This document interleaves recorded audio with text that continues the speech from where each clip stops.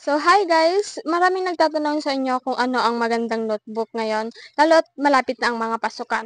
So, recommended ko itong notebook ko last year at gamit na gamit ko talaga siya guys at aesthetic siyang tingnan. So, ito yung mga notebook ko noon guys, nung nag-aral ako. Ito yung ito yung notebook ko nung 4th year ako. Tingnan kung gaano siya ka-aesthetic.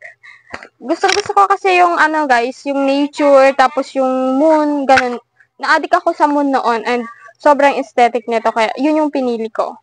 Tignan nyo siya guys. Ito yung mga design. Oh, baliktad siya. Ay, hindi. Tama. Ito siya. Ang ganda, di ba? Ito yung isa. Oh, para na maniwala kayo, may mga sulat to guys. Baka sabihin nyo, eme-eme ko lang. May mga sulat siya guys. May mga sulat siya. Tapos ito yung sobrang gamit na gamit ko. Nayuyupi na siya, oh. Pero ang ganda pa rin, di ba? Ang ganda ng design niya. Yung mga sulat na siya. And pakita ko sa inyo yung isang hindi ko nagamit.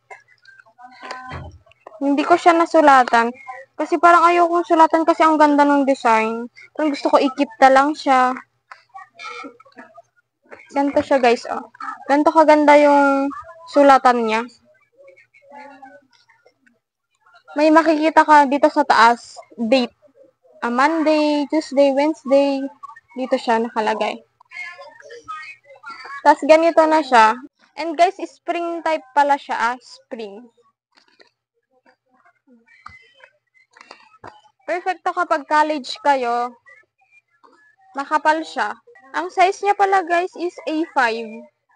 A5 ang size niya. Size nitong book, A5. Tapos, 80 leaves ata to. 80 leaves. Tignan nyo guys.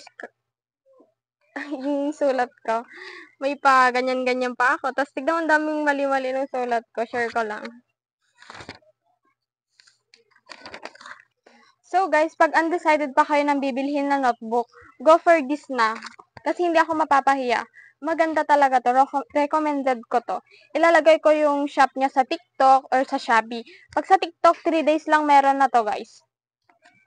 So guys, kung interesado kayo sa mga unboxing videos at mga reviews ng mga gamit, their page guys, Louis Vlog. And please follow, like, and share. Thank you!